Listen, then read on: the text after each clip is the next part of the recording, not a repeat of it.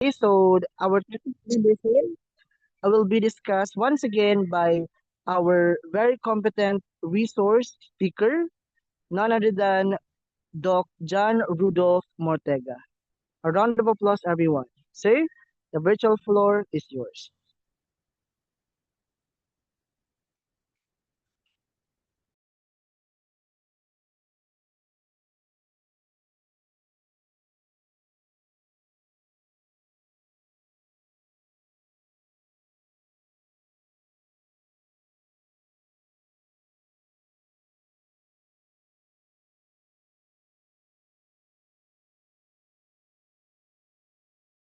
Okay, so once again, good afternoon, everybody. Thank you so much po, Sir JP. And of course, to our participants, we have 62 participants here in our afternoon session. And I would like to once again give thank the director for the invite, and of course to our organizers po for this national uh, trainings.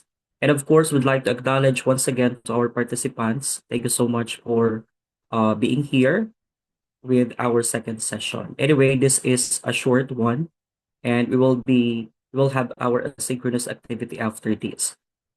Okay, so the next topic that we are going to come across in this session, in the second session, is titled about the higher order questioning and also text analysis techniques. So this topic will unveils something about how to construct a question, particularly statement and questions in our lesson. Okay, and also we will discuss a little bit on the text analysis in which we can provide us with um, content analysis with the submissions of our students. We will analyze using our characteristics or the approach that we can plot on and we can use on in order to analyze submissions of our students in the future. Okay, so before anything else, let me ask you a question. Okay, so why is asking HOTS questions important? So this is in connection with the discussion a while ago about the cognitive and metacognitive reading strategy. So this is now about the HOTS questions. So may I ask everyone, to our participants, are you asking HOTS questions with the students? And what do you expect from the answers when you ask HOTS questions? Are you satisfied with the answers of your students when you use the HOTS questions in your class? Can somebody answer what are your strategies that may be applicable in asking questions, or how do you ask questions using the HOTS? Right? Can we ask our participants their strategy or if they use HOTS questions in their class?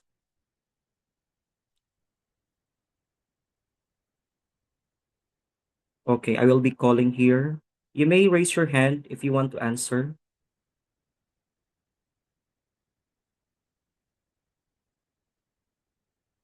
Can I call for Ma'am Crisilda or Criselda Soriano?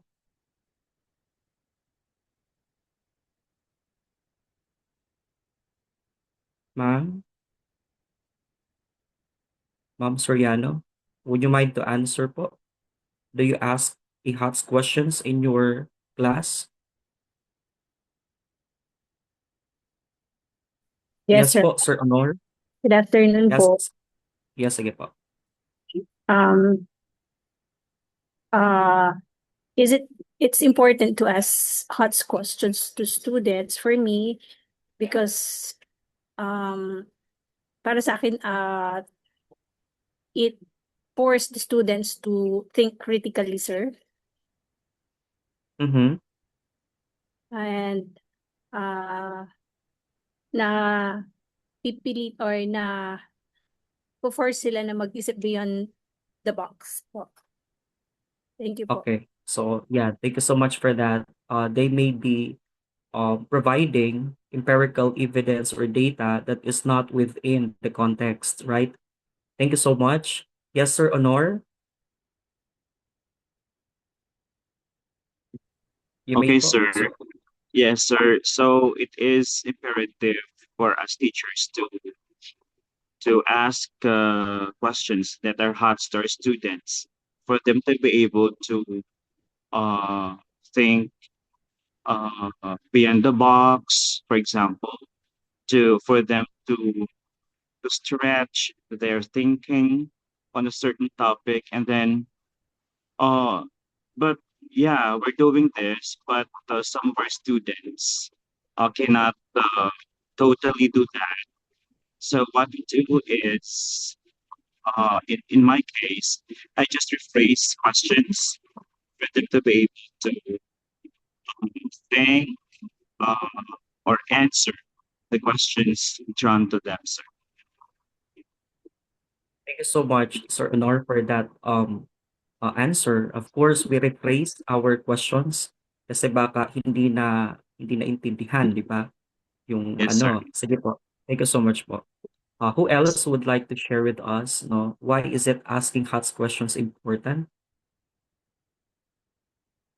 Can somebody give us their, analysis and experience? Okay, so you may um chat your answers here. Okay, so we have, marami na po pala. Dito. Sige, thank you so much for this. So we have answers in the comment section. We have it improved the critical thinking skills and for students to think according to Ma'am Soriano.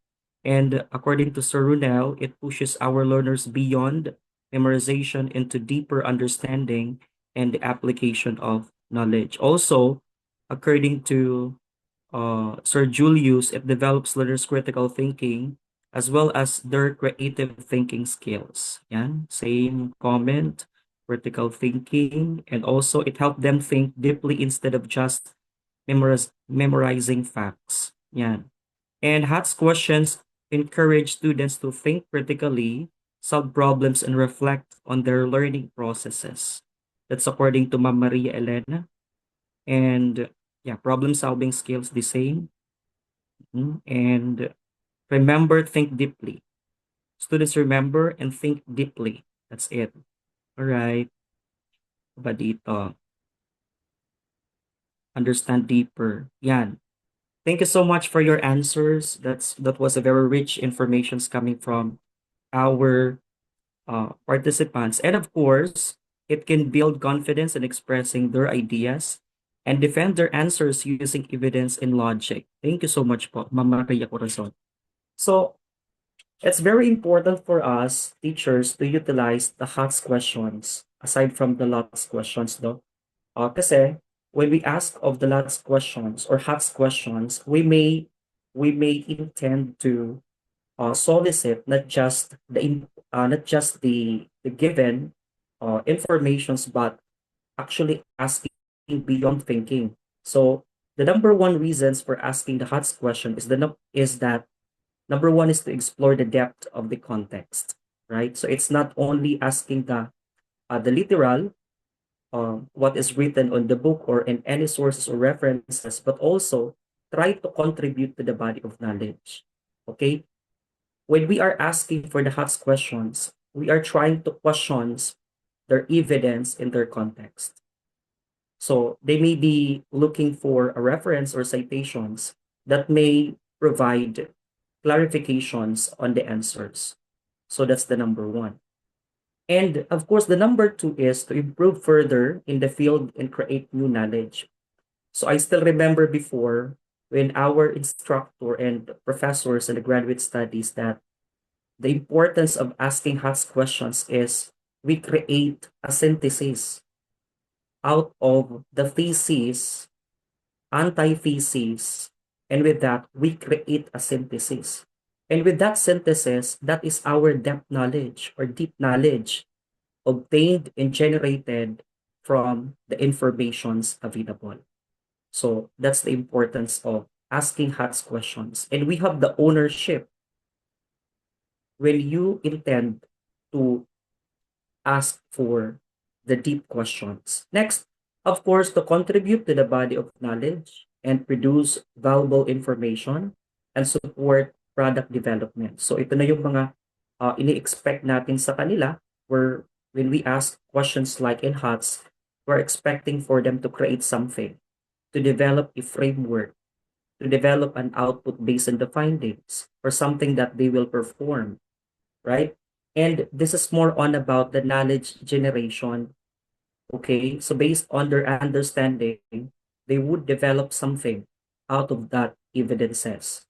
It's more on knowledge generation and also knowledge production. So that's why it's important for us to ask HATS questions, not just the implied.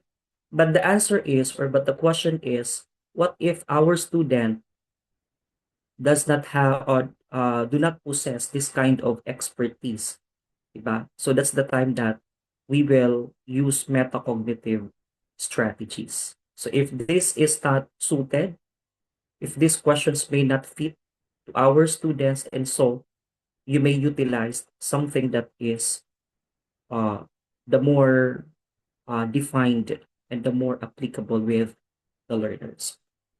So let's have the difference between the LOTS and HATS questions. Okay, so when we talk about LOTS questions or lower order thinking skills, these questions are simple. This is a simple recall based questions about the facts or data. So most likely we ask for the list down, define, okay, interpret, infer, what else? Like the draw, or not, that were the possible questions or possible verbs that we may use for the LOTS questions. It's simple knowledge-based or cognitive question. Okay? But when we talk about HATS questions, it requires higher thinking or higher order thinking, analysis, and evaluations of facts and information.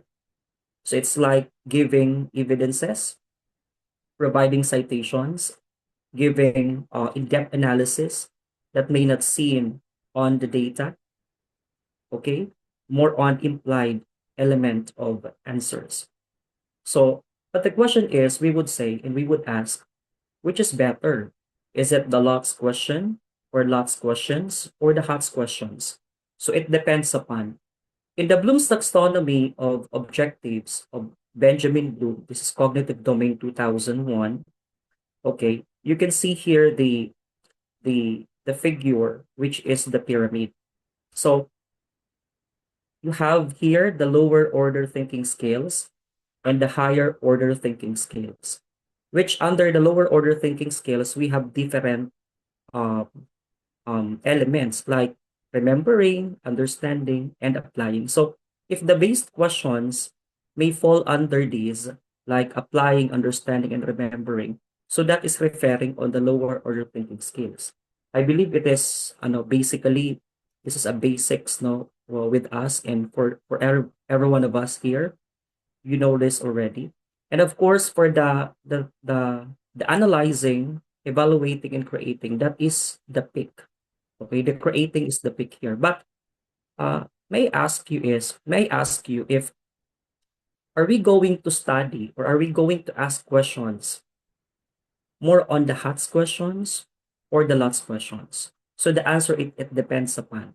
Kasi iba-iba po yung students natin and questions must underscore and must confirm on this taxonomy of objectives. In fact, in this figure, if you could notice that the color violet is it's a big portion in the pyramid, which means that we have established empirical data, empirical knowledge with our students. And so when the students remembered all of those things that we discussed with them, the activities that you employ with, next is they may now understand the context. So the bigger portions of this pyramid is that more on the knowledge based which means that we have to put efforts or to provide efforts in which we can and the students can analyze, evaluate, and do create. Okay, so this is a misconception where the many teachers or teachers po would ask that HOTS questions because they say it's very important. But sometimes we are frustrated because they are not satisfied with the answers being given by their students. So ito po yung pagkukulang, no? Kasi even of course in the high school, okay, junior high school and also in the senior high school, somewhat we are not contented with the knowledge being given with our students or yeah, being given by the students to us. Okay? Kasi nga po, medyo mahina yung foundation nila. Okay? So mahina yung minaliit natin. Yung iba minaliit kasi ito, hindi masyadong strong yung foundation. Okay? This is what the EDCOM 2 is trying to imply, wherein what lacks the learners nowadays is that the foundational skills. Okay, so that is now the lower order thinking skills, which in the pyramid, it takes a big part of mastery so that they can analyze, evaluate, and create. Okay, so these are the following. I believe this is very popular, right?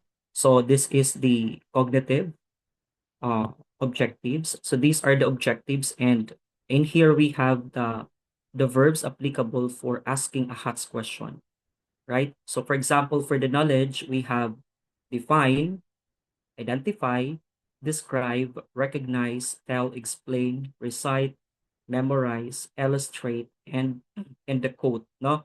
So this is more on recall. Okay, so this is more on recall and also providing with info based on their basic question or basic knowledge.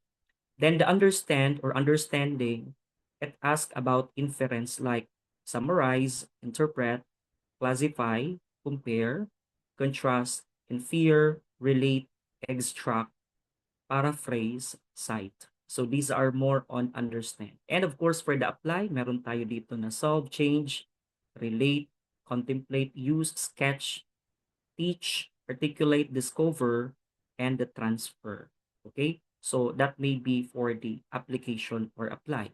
But as far as the HOTS are concerned, we have the following, no? Ito yung higher order thinking skills like contrast. Okay, we are expecting to dissect the two empirical topic or two topics, no? Compare or contrast, no? What were the contrast of that two approaches used in the study? Like for example, connect, we may relate, connect the past to present experiences, right? Relate, devise, correlate, illustrate, distill, which means to summarize, right? Conclude, which means to judge, categorize, and take part. So, and so forth, no? Evaluate and create. So we will have at least examples of that. So, like for example, in remembering or remember, so these are the example foundational skills that we may ask and share with our students, okay, that we may demand with our students. Like in the verbs, these are the following: define, identify, describe. So ito na lang yung ano natin, yung example na lang po. Okay, kasi yung focus natin is more on the HOTS question, right? But then we cannot deny the fact that we may forget the importance of this. Okay, next is example po. So for the verb, for the remember, like you may ask, list 3 causes of erosion from yesterday's reading. Okay, so you may ask for the 3 causes, and this is more on the basic. Okay, this is implied or found on the texts. Next, label each face of moon on a printed diagram. Just they will label it. Put a label, the parts or the face of the moon. Next, Recite the definition of the theme from your notes. That may be, it's a simple recall, the theme, right? And let's proceed now to the understand. So in the understanding, which means that we may now contribute, okay, based on our inference or understanding. Like the example here is summarized an editorial's claim in the 2 sentences. So which means that the ano lang, yung work lang naman dito is isa-summarize, okay, the editorial's claim into 2 sentences. But this one will require them to congest, okay, to summarize into 2 sentences. Next, compare 2 characteristics or characters' motives using a T-chart. Okay, so from here, we will be using the graphic organizers like the T-chart, then try to compare the 2 characters' motives. Next, paraphrase, like paraphrase a complex paragraph to clarify the meaning. So we may ask our students that way if we want to establish their knowledge, right? And let's proceed now to the apply or the application. So this one is important because it tests, it challenge our students to, develop something like apply the knowledge. So application of knowledge. Like example, use the slope formula to find the slope between the 2 points. Okay, using the formula of the slope, then you will use that to get the 2 points. And for the demonstrate, like demonstrate the MLA book citation on an index card. So yun man lang, no, a-apply ninyo. What's the formula for the MLA? Then cite that. Use that citations of LMA, okay, on the index card. Next, solve a 2-step equation and check your solution. So that's very basic, no? Apply. So yung sa mathematics, mga math po dito, di ba? More on application, like they have their formula, then they may use that in context, or if not in English or language, or even in the application field. So this is a little bit higher because the students, we may ask them to analyze. It's not only apply, but they may explain it. They may clarify it. Like example, separate fact, opinion, and reasoning in an article. So this is a little bit higher, no? Kasi from the context or from the article that you've gathered, then you ask them to separate, to extract the information, wherein where are the facts, the opinions, and even the reasoning article or the rhetoric being said by the speaker. And we also have the categorized, like the level of anxiety and explain its causes.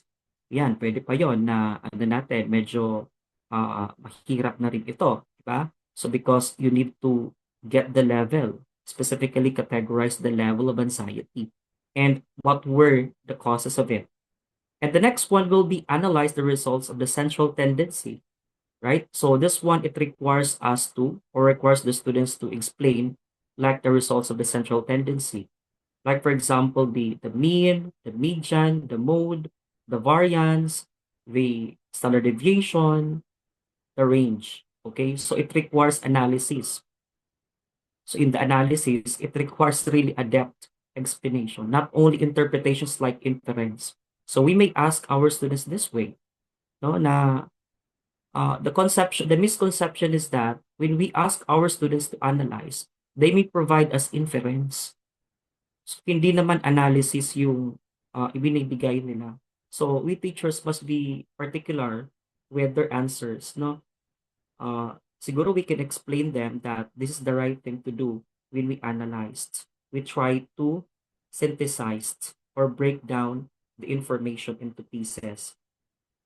Next, evaluate or to judge. Okay, so this is very important, no? Na we try to judge. The judgment is higher level na rin. Higher level na po ito. So in fact, kapag nag-judge kayo, ang hirap no na i-rate ng mga performances, no? Kasi our judgment must be or must lie on the criteria being given by someone or by the organizer. So evaluating is one of the highest forms of the, you know, questioning, and even in terms of activity, maano na siya, mabigat na siya. Example, a phrase, the two sources of a phrase, the two sources for credibility using a checklist.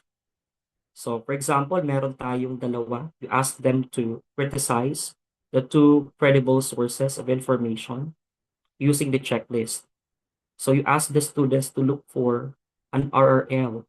Then, you're going to appraise. Pag sinabi nating appraise, to judge. Okay? To judge or to rate. Okay? So, that's the appraise, no? So, using the checklist, we're going to look for the credibility in terms of language, in terms of organization, in terms of mechanics, in terms of content, etc. And mechanics as well.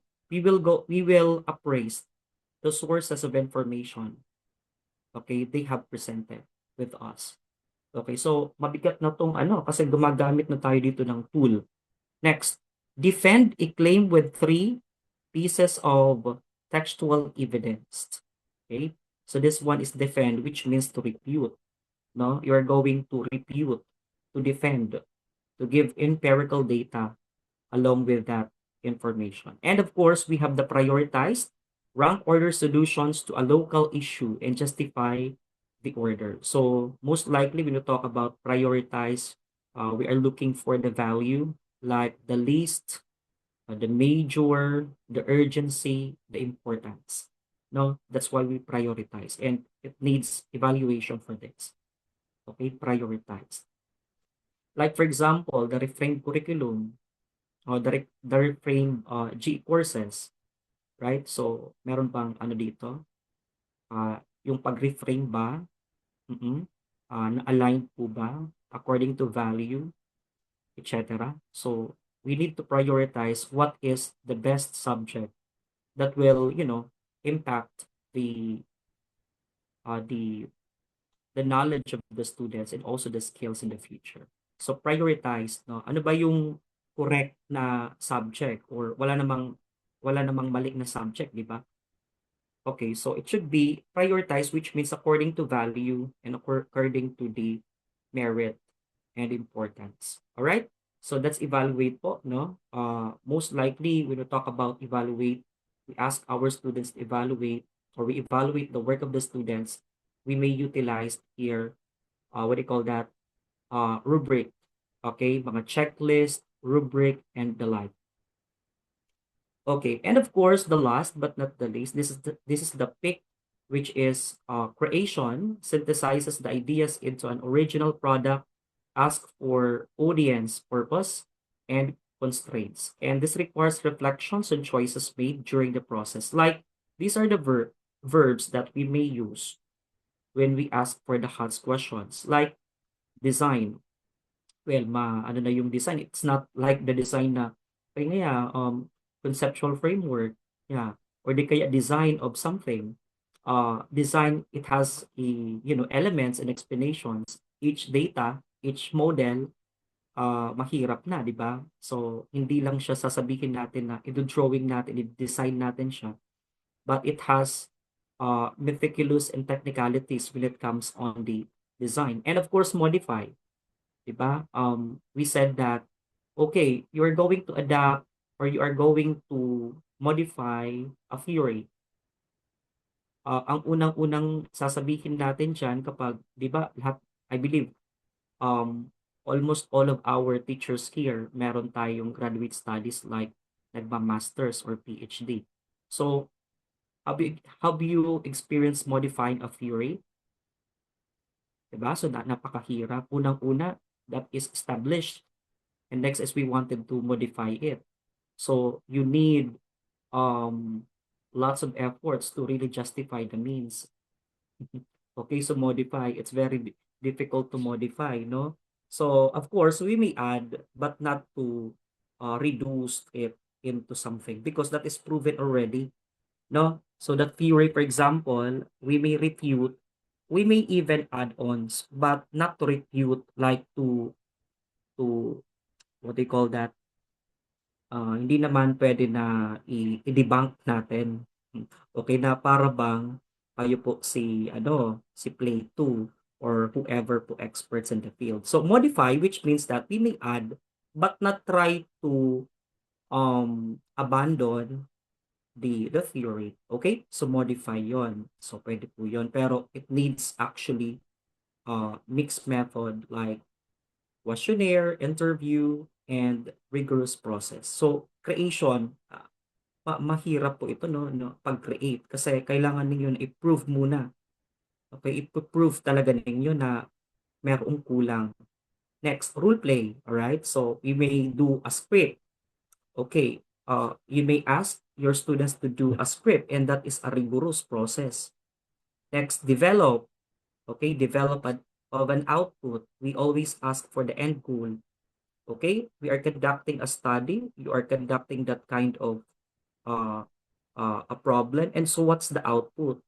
No? So what is the sense of your work without an output? That is a challenging uh, activity. Next po, rewrite, collaborate, invent, right? Write, formulate, and imagine. So these are the creation or create as far as the questions and statement is concerned. Like example, design an output based on the findings of the study. Okay, next po, compose a narrative that reveals a character through a dialogue. And the last is to formulate a thesis and outline arguments for a brief essay. So that may be more on the creation, which requires instrument. Okay, so if there are questions, you may ask me questions later po. Sige. So here, let's have now the next topic, the next question. How do you check your students' written texts to ensure the accuracy and the relevance of their content? Okay, so are you doing that? I believe you are. You are checking the output of your students, right? And what do you do in checking the output of your students? Can we ask someone to share? Or if not, you may answer here in our comment sections. Okay, according to Sir Ronel, it works especially in research-based tasks and activities like the rubrics. Okay, because for us to judge accordingly the work of our learners. Yan, rubric. We use rubrics. Sige po, no? Talagang ang importante po itong rubrics na ito na ginagamit natin, no? For us to judge fairly the work of our students. Okay, so majority ng ating mga participants, rubric talaga yung ginagamit, no? So meron po tayo dito na ginagamit. So aside from the rubrics, maybe I believe this one is nagagamit nyo na rin, no? Nagamit nyo na rin po ito.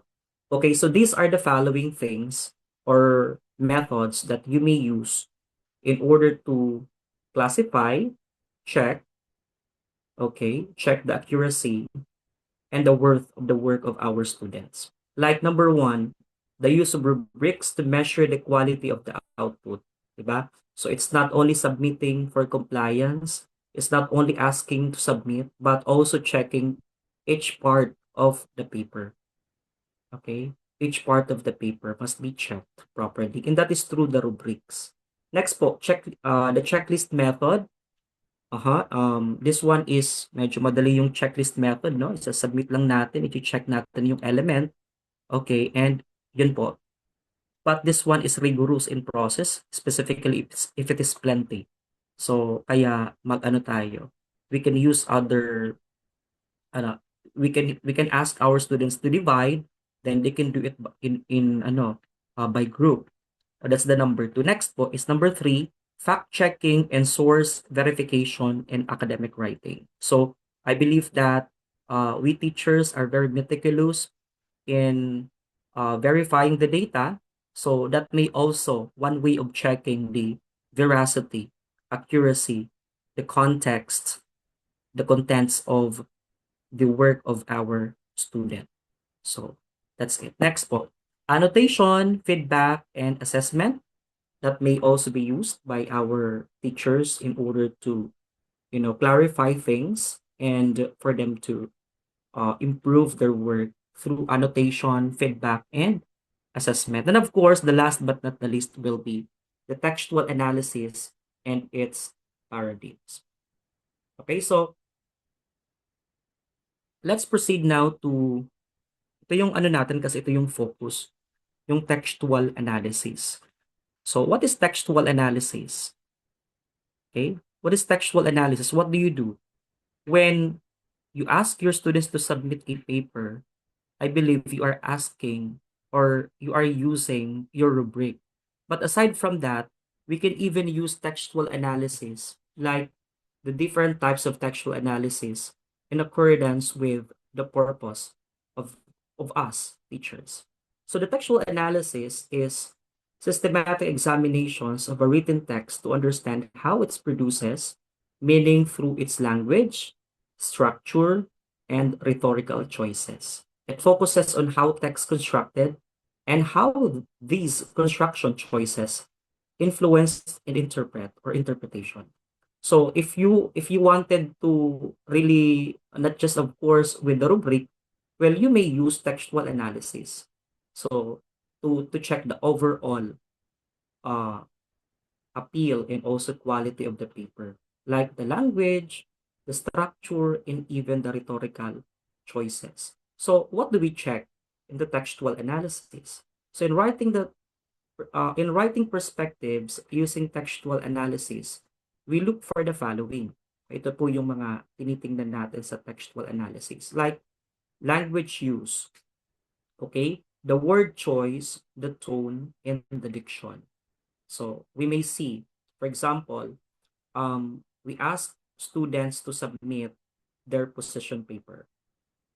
Okay? So analyze natin, no, kung ano yung form, yung diction na ginamit, or the choice of words, and even the tone. So that may be analyzed in the textual analysis. Next, structure, like the organization of ideas, cohesion and coherence, and the paragraphing, right? So the structure talks about the physical unit. Okay, so not just on the organizations, but also the physical unit. What is physical unit? This is the formatting. All right. Next, rhetorical strategies like argumentation, persuasion, and narration. So we can see here in the paper, we can look at the, exchange of ideas being portrayed and presented in the paper. Like, what's the argumentation about? Does it persuade reader about their claim? And narration. How was the narration? Is it clear or not clear? So that may be for the number 3, which is the rhetorical strategy. And the number 4 is stylistic features, like the formal, informal style, the voice, and the sentence pattern. So in here, gumamit ba ng figures of speech yung author o yung students natin? Does it have sense or meaning? Okay, naging rich ba yung claim when they use stylistic features? Right? And the number 5 is the meaning making, like how the text communicates ideas to the reader. Okay, so that are the perspectives and the analysis of the textual analysis that they may look at on the submissions of the paper. So I believe this is, you may use this and you are using this, no? You are very particular with the data, like itong mga ito. Okay. So let's proceed now to the next one, like the textual analysis. So yung textual analysis po, ito yung method wherein the main purpose is to describe and interpret the characteristics of a written or the visual message. So this is not only about the written, but also it requires as well the image itself, because we have this analysis on that point. So the purpose of textual analysis is to describe the content the language use, the structure, stylistics, and the meaning. So this was already made mention a while ago that the focus of the textual analysis may be like this one. Okay? Yung kanina. And the number two, there are three general categories of text. So ito na yung mga pwede nating i-analyze po using textual analysis. So number one is, or letter A, will be the transcripts of communication. The verbatim recordings may be subject for the textual analysis. Okay? So example, doon sa ano ninyo, recorded audio.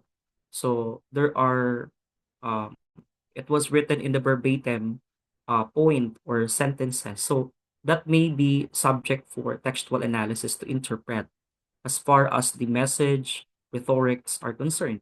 Next, letter B is the outputs of communication, like messages produced by the communicators.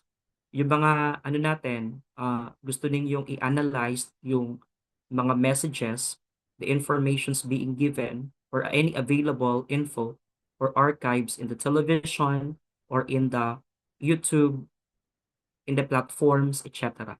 So that may be subject for textual analysis. Or the letter C is that archived of communication or documents, communications or document obtained from sources, or the work of the students may be subject for textual analysis if you want, okay, if this is applicable. Okay, so can I ask reaction po from our participants na andito pa po ba?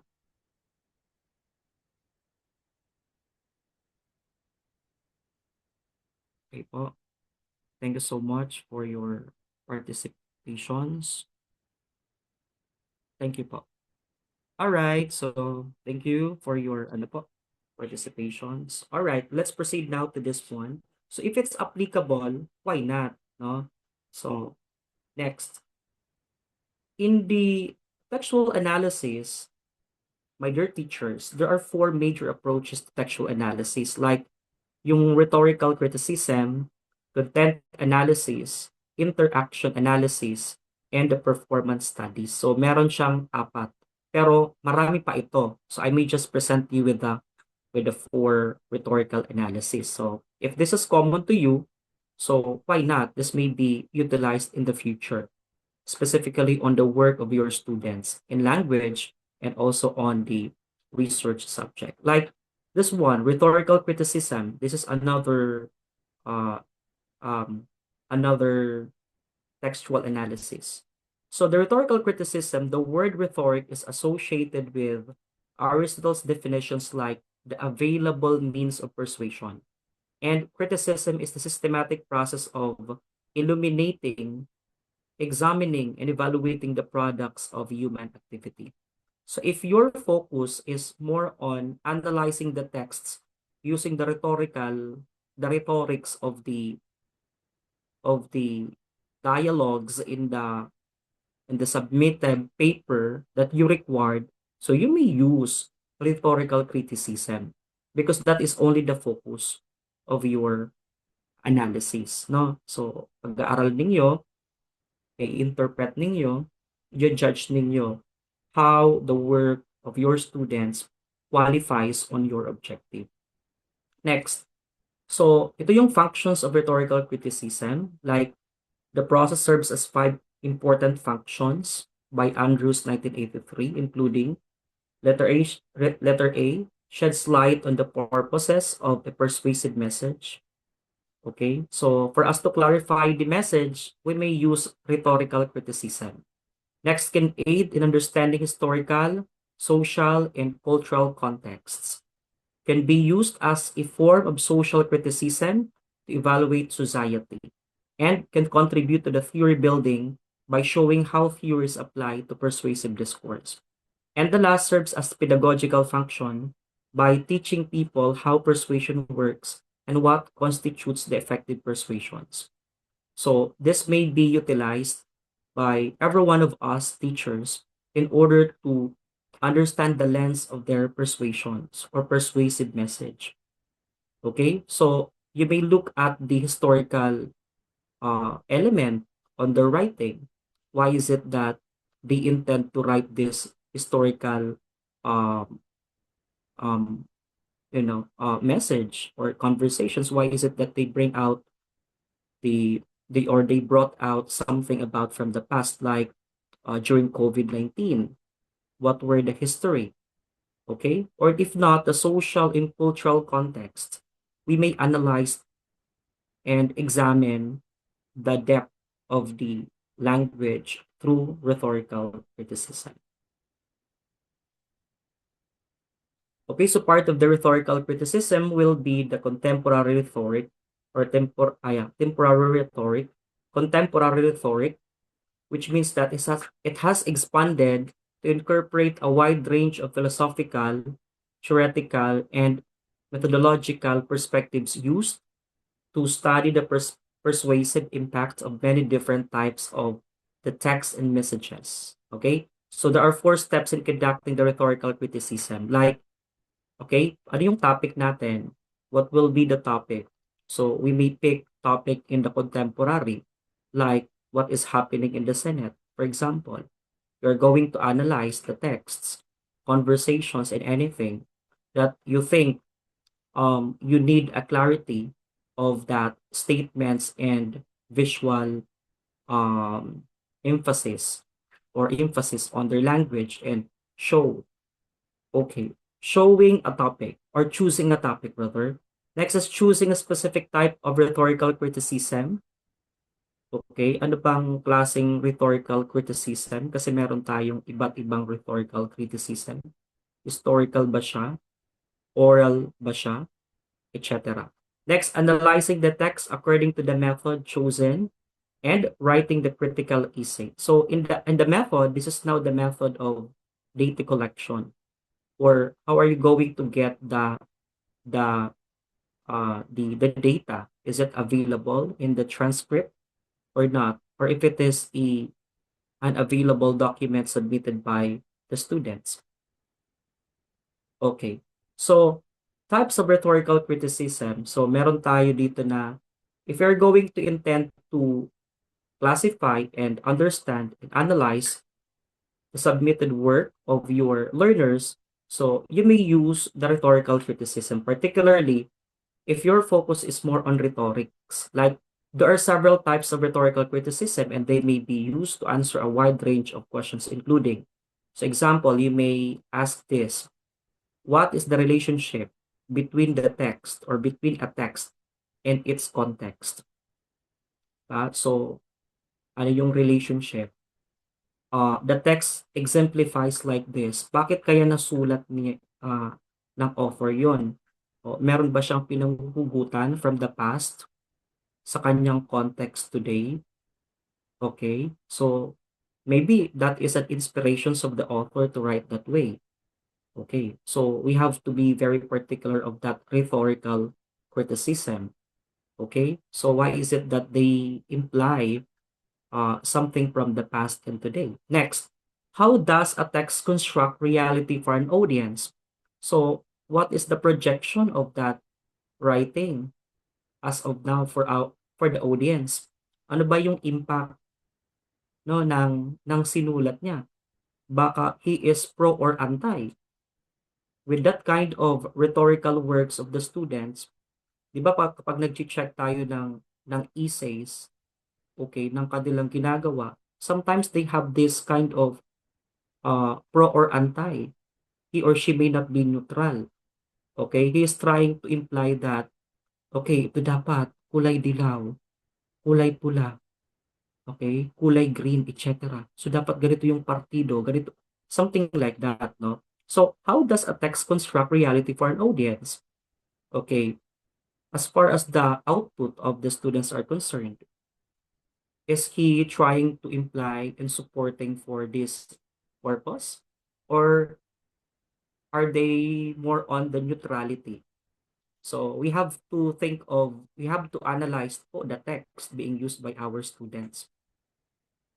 Okay, because that is subject for, discussion and neutrality, and giving, both sides so that we can seek for judgment and clarity, no? So yan, dito po sa construct reality for an audience.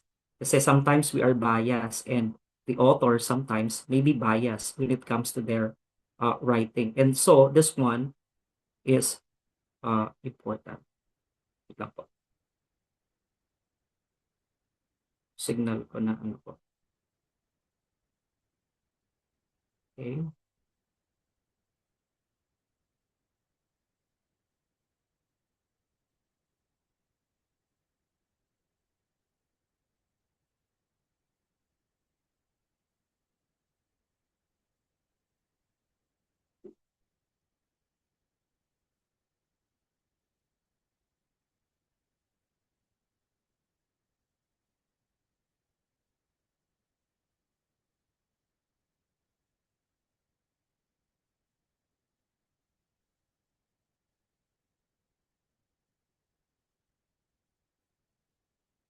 Okay, so can I see ano po if na ano na okay na po ba yung PPT po natin? Okay, so that's it. I hope that my connection is stable at meron na pong ano nag-flash. Okay, so types of rhetorical criticism. Yon ang ano natin sa rhetorical criticism. So we may be fair, okay? We judge according to both sides, no, of that. We seek for neutrality. Next, considering the types of rhetorical criticism, letter C. What does a text suggest about the rhetor or the writer? Okay? Ano yung objective niya? In the writing of that article, what is the objective? Is it to persuade, to motivate, to inform? Ano ba? Is there an advocacy underscores on the writing of the authors or rhetor? Okay. So that may be the purpose, no? That we have to look at in the criticism or textual analysis. So considering the types of rhetorical criticisms, we have the following, like historical criticism, oral histories, biographical studies, and social movement. So ito po yung mga rhetorical criticism na specifics para hindi tayo magkamali, no? So yung iba, I believe, gumagamit ng ng dalawang criticism dito, like historical and oral histories. Okay? So others may be using an approach of historical and also oral histories, or if not biographical or social movement. For example, gumagamit ng one, two, or more analysis or method to present the data. All right, so that is about rhetorical criticism. And of course, we have the very popular one, which is the content analysis. Ang pinag-aaralan natin sa content analysis is the content itself. Okay, but did you know that in the content analysis, it comprises several elements, that not only the content, but also there are, figures that we may look at, okay, to narrate and to analyze. Okay, that is the content analysis, no? So content analysis is to identify, enumerate, and analyze occurrences of specific messages and the message characteristics embedded in the text. So most likely, right, when we talk about content analysis, this is quali content. Okay? Quali siya, no? Kasi ang tinitingnan natin dito is yung text, yung essays nila. Pero pag sinabi nating content analysis, okay, this may also refer to the quanti-content analysis.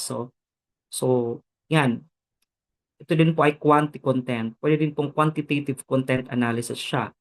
So depende po sa rigor at depende sa inyo if which among of these three or between the two would be applicable in your analysis. Okay?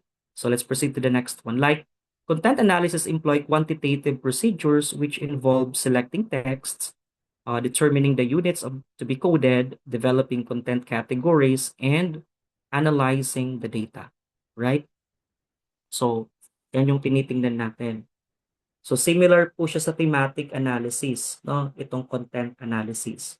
But the main focus of this is the content itself. Okay, the content itself. yung thematic analysis, we can see other dimensions aside from the, the content. So that's the difference. That's the difference. Content focuses on the content. But in the content analysis, we can see other dimensions. In fact, yung content analysis tapos thematic analysis parang ano pa yon, nakasama pa yun dito sa content analysis. All right, let's proceed here.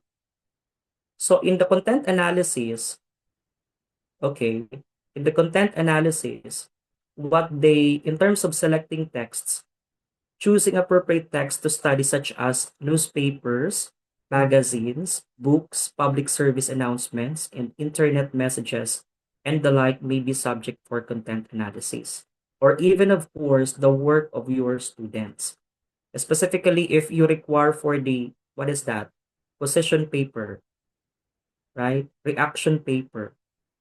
So you wanted to have an in-depth analysis of their work, you may be choosing or you may have content analysis, right? Because this kind of academic paper requires a rigorous process. When we talk about position paper or reaction paper, it must have empirical data in our academic text. Okay, next, determining the unit of analysis, like first, identify appropriate message, unit, or code. Sige, tayo dito. Let's proceed now to the content analysis. We have 5 units including. So, ito na po yung composition ng content analysis. Ito yung tinitingnan natin kapag magko-content analysis tayo. Next, here number 1 is the physical unit, or physical units are the space and time devoted to the content. Most likely, for example, when we ask for the position paper, like 5 pages, okay, we may limit our writing to, okay, kindly create a position paper at least 10 pages. Okay, the font size is Times New Roman, spacing is 2, the margin is 1, and so forth. Okay? So, ang tawag natin dyan ay physical units. Okay? So, na-achieve po ba yung physical units na yon and the writing? Next po, meaning units, the words that reside within involve symbolic meaning. Okay? So, dito naman, we are going to see, okay, the meaning and how the use of words are, presented in the article or their project. Okay, the meaning. So something about the symbolic meaning, okay, the diction or the choice of words being included or added, reflected in the paper. Next po is the syntactical units, which deals with the language, how the words are being formed in terms of grammar. Okay, so kadalasan sa atin, okay, medyo unstable yung connection po. I hope na hindi ako mawala.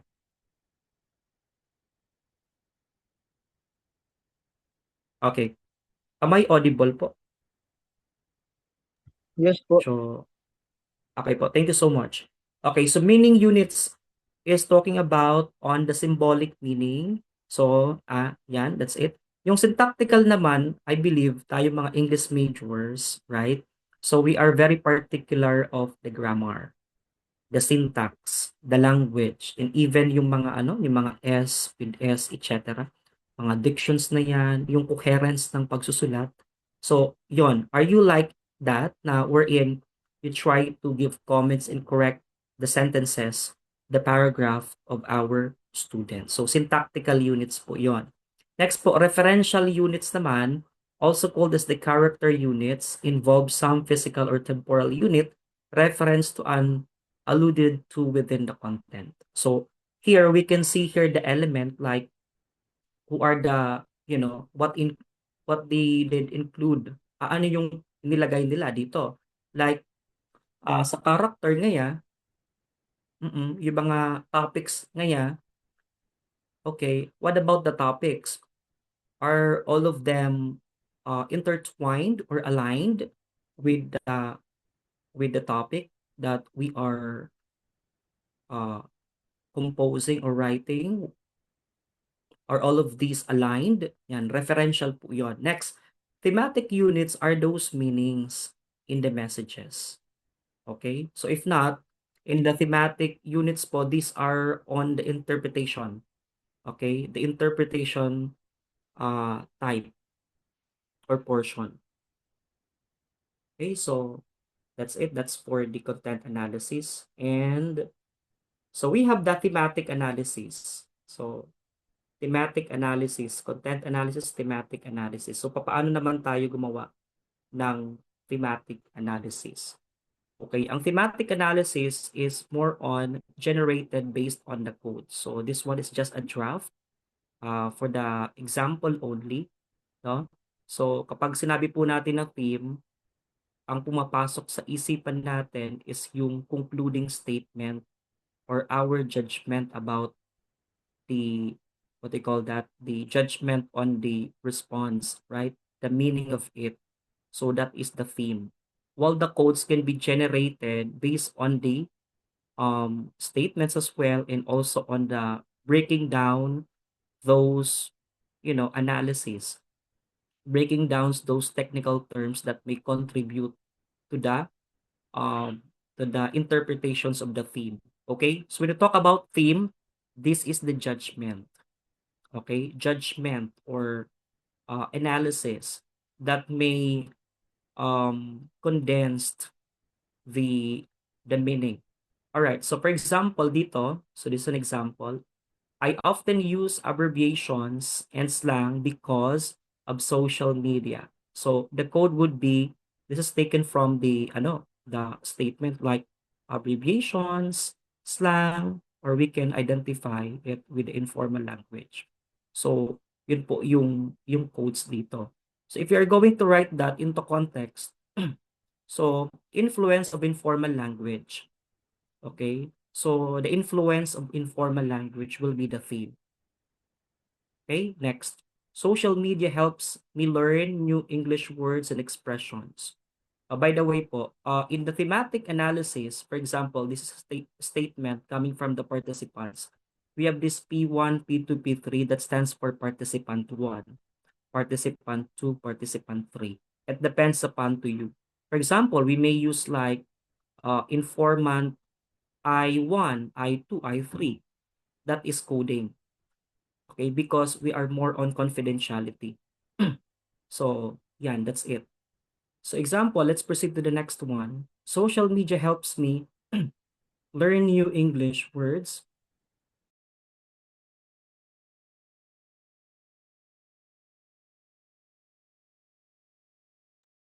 Okay po, so yan. Social media helps me learn new English words and expression. So, ito na yung mga code natin. Pag sinabing code class, what are those terms that we can get from the statement? In fact, sa thematic analysis, pwede natin itong i-classify as 1 or as 2. We can even create multiple themes out of the codes. What we're going to do is that, okay, for example, ito kasi, isa lang naman ito. So, pwede natin ito na from multiple responses or statements, we can congest that into 1 or 2 statements or themes. Okay, so from that statements or participant statements, we have ngayon 3, yung pinakita natin. So, pwede natin yun na pagsamahin at we congest that if that is similar, and then we congest that into one theme or 2 themes depending on the responses. In fact, when we talk about thematic analysis, what we did here is color coding. Okay, so we color code that. Similar information or codes or terms, technical terms, may have similar color. Okay, that's what we did in thematic analysis. Okay, so with that, for example, social media helps me learn new English words and expressions. So yung theme natin dyan is with the social media, language learning enhancement. Okay, the overall theme will be through social media, it enhanced language learning. Next, watching videos online improves my pronunciation and speaking confidence. So for the theme, like improvement of communication skills. And of course, the last but not the least, many learners mix Filipino and English when chatting online. That's according to participant 5. So the theme is that language mixing and code switching. Okay, so language mixing and code switching may be the theme of that information. Okay, so that is in the thematic analysis. So ito po, kung merong interaction analysis po, no? If you require your students to write a script, for example, so this may be the analysis.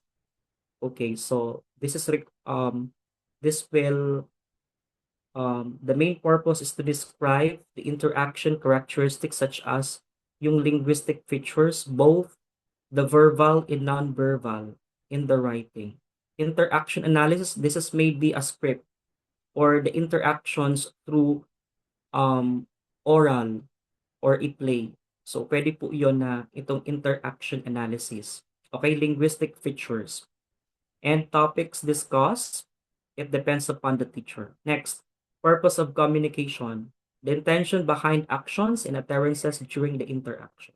So this may also depend to the teachers if what is that interaction about. So meron pa po yan na ano. Okay, so I may just flashed. Okay, for the interaction variables, we have the following.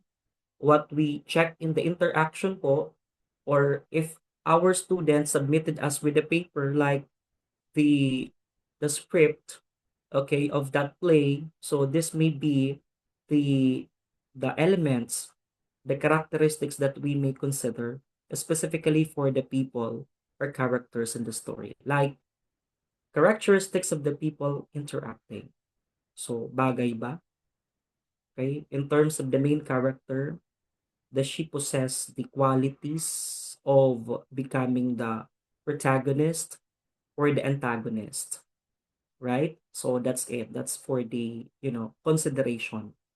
Next, B is the effects of socio-demographic characteristics like the gender or the race. So that may be, for example, in putting the character's background or in choosing the character's background, are we going to we may consider the gender or the race. Okay? So bagay ba yung female, bagay ba yung male, okay, to be like the the protagonist or antagonist or the neutral. Next, personality traits like if affective orientations, like tendencies to use one's emotions as guiding information. Next, anxiety. Okay, that may be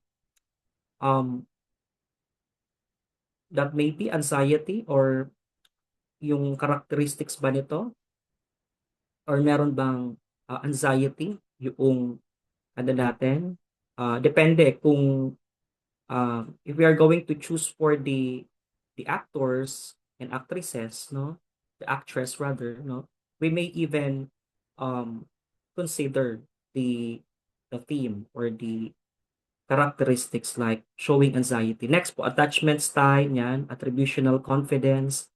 So this may be the elements that we may consider as far as the characters are concerned and also in the text. So we present ko na lang ito, cognitive complexity or the depth of thinking. Okay? So defensiveness and depression, extroversions and empathy, locus of controls or belief about who controls behavior, loneliness and the need for the privacy, self-efficacy or confidence in achieving the goals, self-esteem, self-monitoring or awareness of one's verbal and non-verbal behavior. So these are the elements where we can consider the character's choice, and also when we ask them to write for a script, okay, specifically for the interaction activity. So these are the methods. The methods po would be the audio taping, video taping, observational notes, essay scripts, or any documents that contain interactions and taken from the respondents' answers. Okay, so we may use these methods to analyze the interactions in the paper or their answers. So In the analysis, we have scientific analysis depends on whether the goal is to describe interactions or relate it to the other variables. Okay, so that's it for the for the interaction analysis. Okay, so if ever you have questions, you may ask us later. So after po ng interaction analysis, so meron pa tayo, this will be last, no? Yung performance studies. Okay, the performance studies. So this is most likely or more likely, this is about e-play wherein we can even analyze for us to have a good presentation. Okay, so for those with play, so we can study how they present their performance. Okay, we will critique according to what they have portrayed with us, their performance. So when we talk about performance studies, it is the method of examining how people communicate, okay, act, and express meaning through performances, behaviors, or text. Like in the TLE subject, for example, they're explaining the cuisine or the food they prepared. So as if they are chef, for example, okay, they serve food and they explain it to the customer or to the judge or to the owners, etc. So yan, that's a performance studies. Okay, you can analyze po the way they speak, the way they serve, the way they communicate and act and express their thought or meanings. Okay, so in English also, we have a lot of this performance studies, no? Pwede nating i-check yung, but of course, for us, what we are using is the rubric, the performance rubrics. But if you're going to, study the entire, you may use performance studies analysis. Okay, so there are 6 steps in generating and reporting insights in the performance, like selecting, playing, testing, choosing, repeating, and presenting. So, example, the researchers or we teachers chooses the communication app, event, or text to analyze examples, classroom discussion, political speech, a TikTok video, or a role play. So ano yung setup ninyo? Or if not, for example, in a cafeteria or in an academe, like at school, or it could be a debate, for example, or anything about friendship, for example. So they are going to perform how to be like this and like that, depending on your choice. Okay, so selecting po yun. Ano yung topic ninyo? What's the theme of the work? Okay, or of the subject? So here, the teacher may explore different ways, or the researchers or the teachers may explore different ways. The message can be expressed through the voice, the tone, the gestures, or the actions. Okay, you are going to what? Be particular with the voice quality.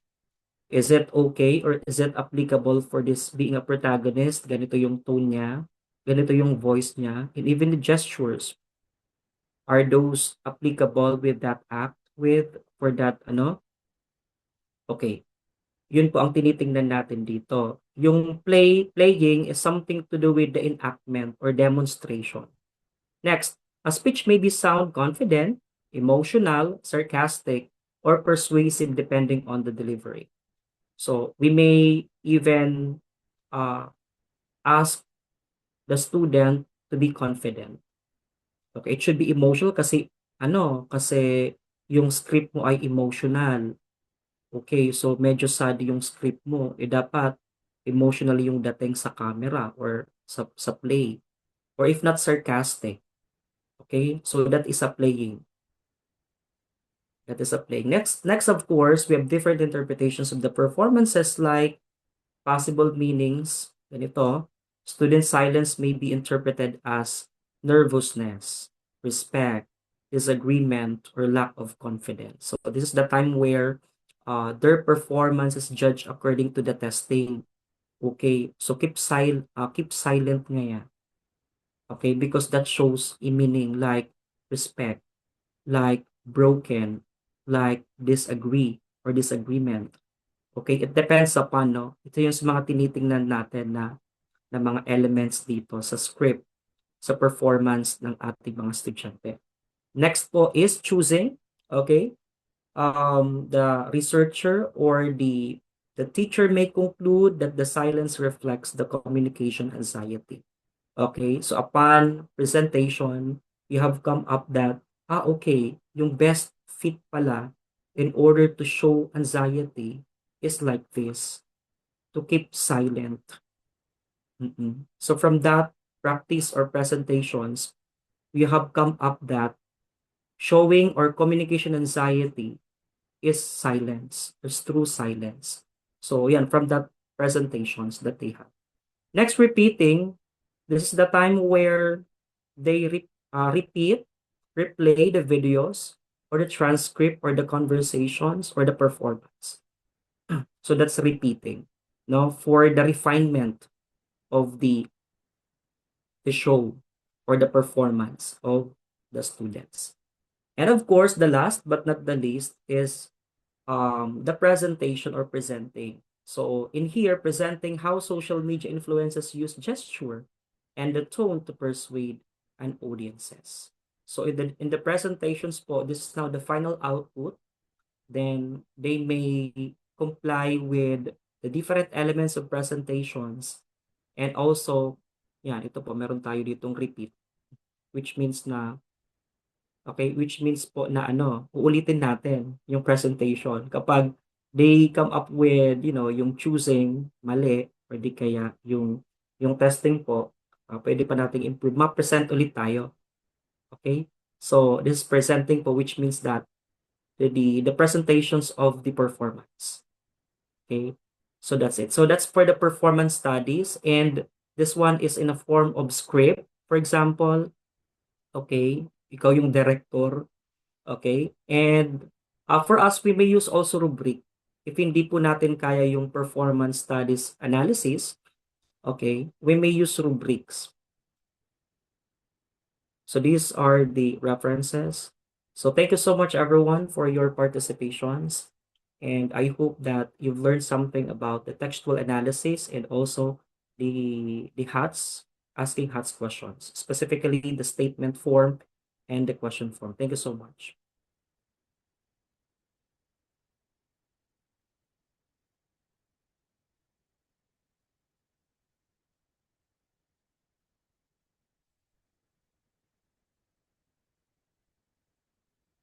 So at this point, if you have questions po, you may ask questions or clarifications. You may use our turn on the mic, or if not, in the comment section for me to Yes, acknowledge. sir. So once again, thank you po, Sir Doc John Rudolph. So at this point, let's come now to the opening forum. So if you have questions, you may put it in our chat box.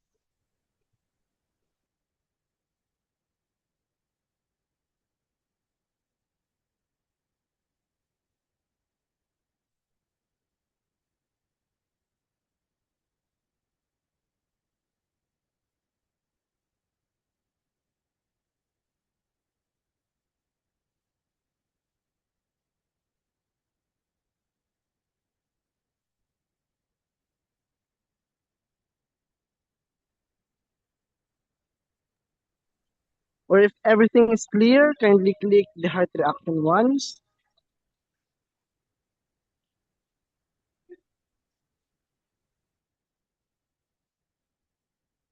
So it seems that the discussion is clear. So once again, thank you so much, Doc John Rudolph Mortega. So again, thank you so much po, Doc John Rudolph Mortega, for that very comprehensive and substantial discussion. Ano po? So at this point, let's come now to the awarding of certificate to our resource speaker.